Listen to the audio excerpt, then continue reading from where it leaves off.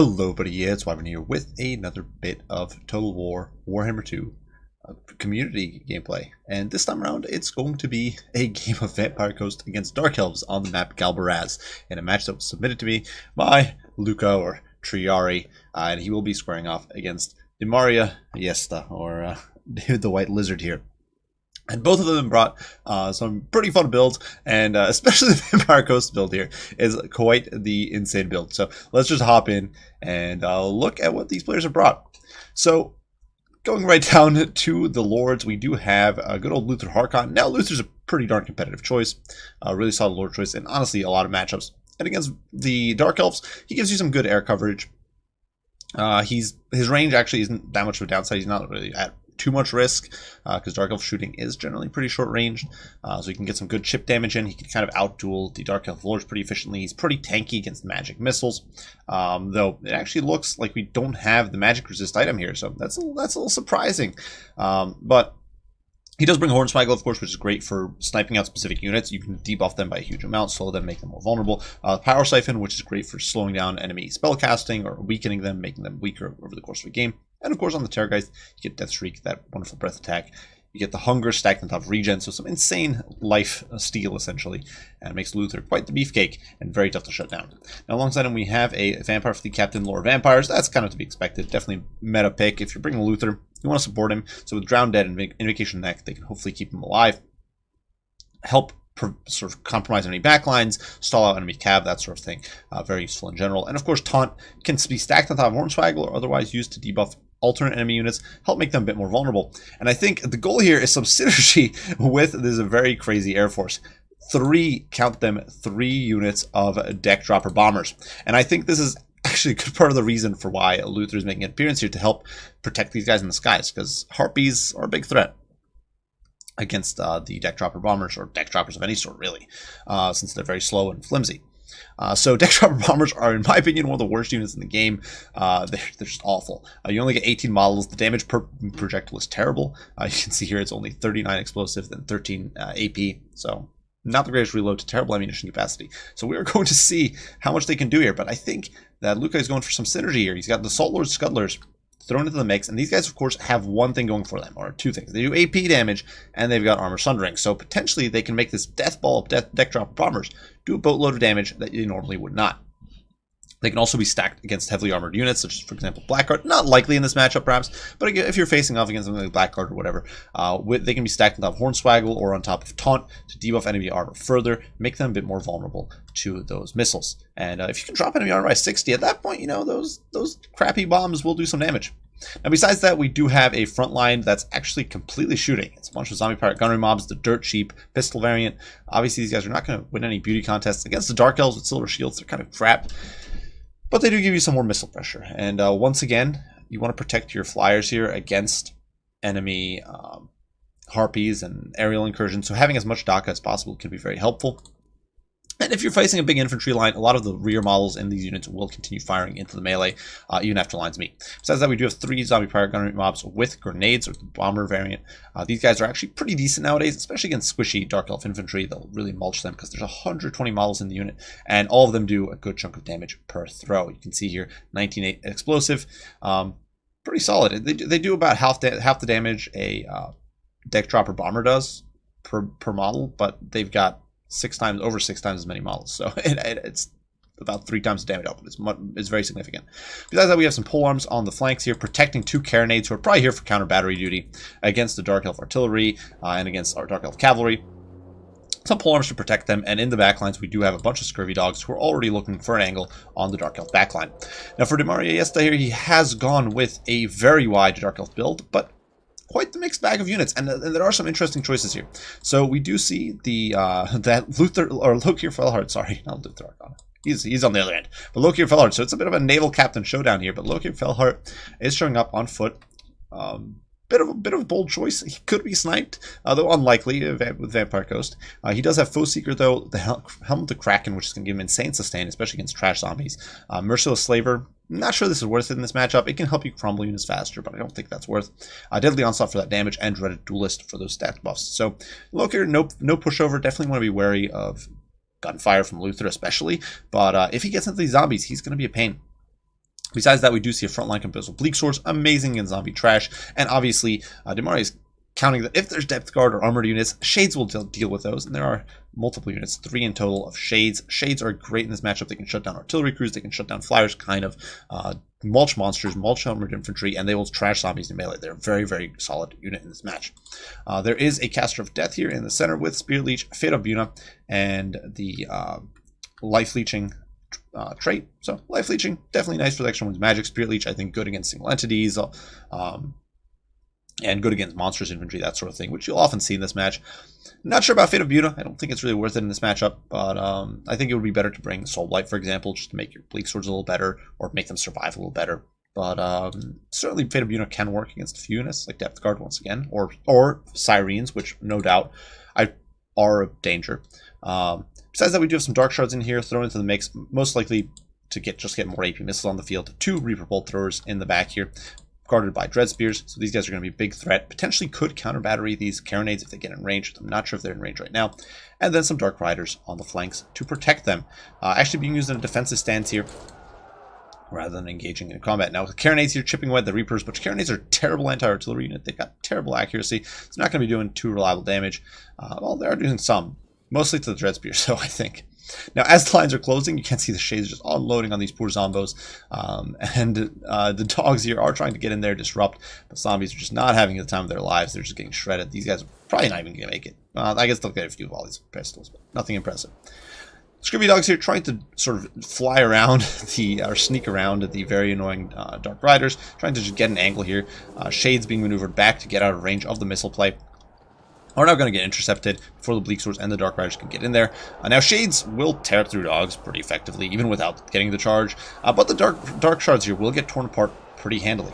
And as we can see, support is coming in as that big blob of very angry bombers is coming in now with Luther in tow. And they are going to start barraging this blob. And we can see that pistol fire raining in. These Bleak Swords need to push up much earlier. And you can see the grenades flying in against the Shades, debuffing all the armor here to 0, making all those units much more vulnerable. And I think it would be nice right now to get a Invocation Mech on this blob. Keep those Scurvy Dogs around a little longer. I know they're a throwaway unit, but just keep them around as long as you can. Over here, though, Dark Riders are getting into the fray, doing some damage, and we do see a Spirit Leech going down on the Deck Dropper Bombers. Not sure it's worth it, because I don't think it kills them model per tick. It actually doesn't. So you're just getting HP damage, and your odds of actually killing a model are very low.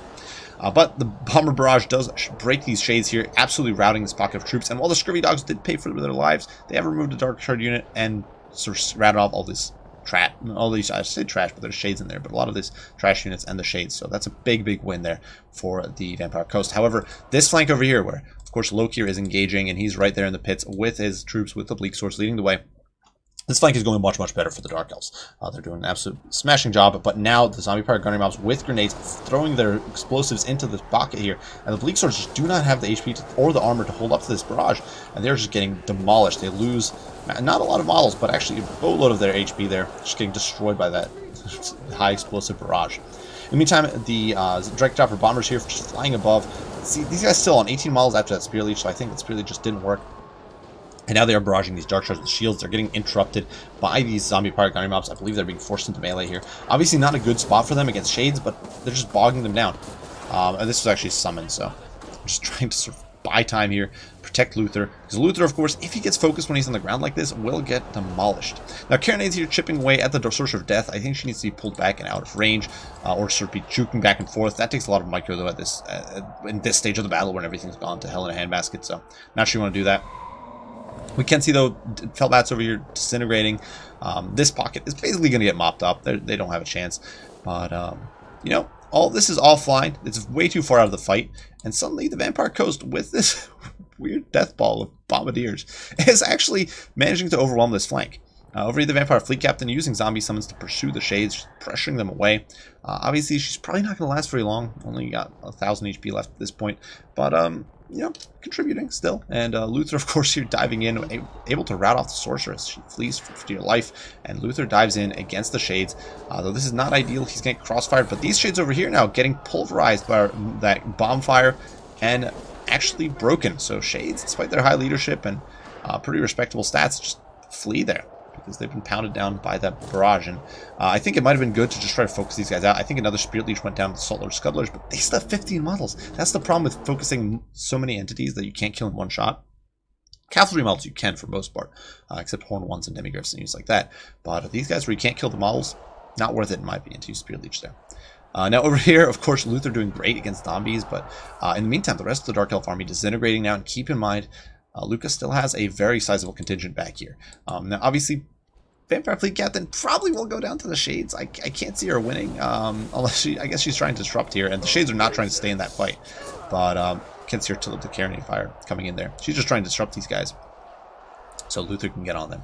But Shades here just trying to run for dear life. The problem is that at this point there isn't much Dark Elf line to hold. These guys would need to be over here. They're not. They're out of position.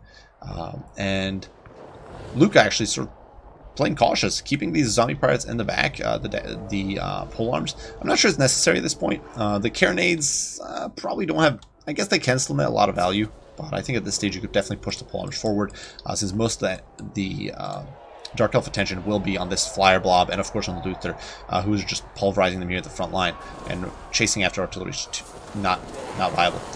Philbats are almost gone. Now Luther here diving in after Loki. Power Siphon has gone down. Unfortunately, I do believe the Hornswaggle just expired, so we do see him sort of surviving there, but Loki now getting pulverized by grenade fire. But you know what? At this point, Balance of Power pretty decisively in the favor of the Vampire Coast, despite Loki's solid performance and solid stats, and the fact that there is still a unit of Dreadspears here, there is still a unit of Shades. Simple reality is that at this point, the Vampire Coast just killed off too many units. We can see the deck droppers here pursuing what's left. Obviously, most of the infantry for the Vampire Coast is gone, but there's enough left to be a nuisance. The Carronades are still firing, still chipping away, knocking out their cavalry.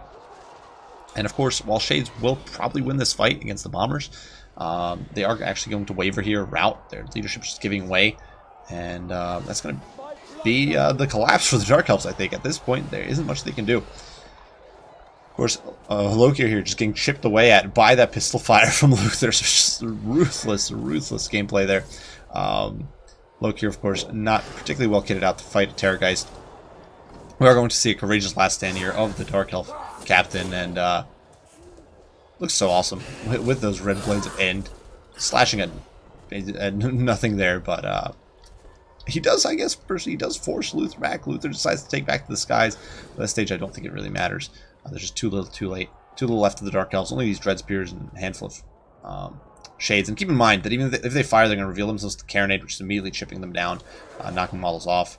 And Loki is going to keep getting chipped down by Luther, who still has 22 rounds of ammo. That's a lot. At this point, it's just a waiting game. And once again, keep in mind that all these polearms, which are finally surging across the map, in perfect condition, animated, and very good shape. Luther here just doing cleanup in Isle 9, while the poor zombie pirates here just bogged down Loki here. And it's going to be a win for the Vampire Coast. So some very good gameplay from both players, some very cool builds. Some risky choices and some oddball choices, but I thought it was a very cool game. I will admit, deck dropper bombers can be used and get good results. This was not a combo I'd really expected. I do think one of the big problems here for Dimaria was the fact that he allowed his shooting to get compromised. He had 5 units of missiles plus the bolt throwers, and I think they should have focused on knocking out these flyers quickly, and then perhaps focused Luther. And instead, a lot of their fire was focused on zombies or lower end troops. So I think that might have been a bit of a misplay there. And of course, no Harpies. I think Harpies could have been useful here. But at the same time, the Salt Lord Settlers deck droppers did work, and it's indisputable. I was impressed with 30 armor debuff coming in. Obviously, the kill counts are not necessarily the craziest compared to especially the bombers. Look at that, over 100 kills on both. That's insane when you think about it, because this is against Dark Elves. Obviously, not the most sort of elite troops for the Dark Elves, but still, Bleak Swords come in units of 90. That means you've killed over a unit of Bleak Swords apiece for a unit that costs, I think, 400 off the top of my head. So very cheap. Doing some great work there. Carronades did some good work. We're allowed to keep chipping away. Kind of knocked out those Reaper Bolt Throwers, whittled them down. But I really was impressed with Solar Scholars deck dropper combo. And something you don't see it very often. Deck dropper bombers are generally, and honestly, I did as well. I just kind of dismissed them as a not so good unit. But with the right combo, with the right build, and I think with the right idea in mind or the right intention on how to use them, I think they proved that they could be useful. And I think I kind of like these examples of showing a unit that's not popular, not great, showing how it can be used. Now, so I actually think this Vampire Ghost build, especially what the intent was here, I think it's pretty cool. Not sure. Zombie Pirate Gunning Mobs, I get as a support tool. I do think you might want to, I don't know, maybe scrap like 1 or 2 of them in favor of normal Zombie Pirate Gunning Mobs just to bog down the front line a little longer. But not entirely sure on that. Obviously, you still want something to support your flying core, and pistols help with that. Now for the Dark Elf build, my main real critique here would be, and obviously bring low here, a little bit of an iffy choice. It does let you go very wide. I think my main critique, honestly, would be simply the disposition. I think the build actually is decent enough. But I think the Reaper Bolt Throwers really need to get an engagement with the Carronades. They need to try to win that artillery duel, which I don't think really happened. The Carronades stayed alive that entire game, untouched. I think that was a big misplay there. It's not like the Reapers had too many better options. I think the Reapers could have focused the Carronades, and in the meantime, you could have had the Dark Shards and the Shades staying back, hanging back further from the field, and shooting down these flyers as they tried to come in. Or I think the Dark Elves could have tried to delay the engagement a bit and sort of chip away at these zombies that are just too slow to engage. Try to chip away at those bombers, chip away at those flyers, chip away get rid of the Carronades, and I think you would have been in a stronger position overall. But besides that, definitely some good options here. I like the use of Dark Riders in a more defensive stance. I think that was definitely a good decision. I like the use of Shades. I think Shades are very strong in this matchup. Lokir, cool choice. I think a few of the items on him could have been stripped off just to make room for other things, or more chevrons, or perhaps cram in an extra unit in here somewhere. Maybe get more chevrons on the Reapers just to get better performance out of them. Something along those lines. I'm sure it could be done because there were a few options like Deadly Onslaught on a Footlord or the Dreaded Slaver against an Undead faction. I think not worth. But either way, well played to both players. Do hope you guys enjoyed. Huge thanks to Luca or Triari here for submitting this replay to me. I really do appreciate it.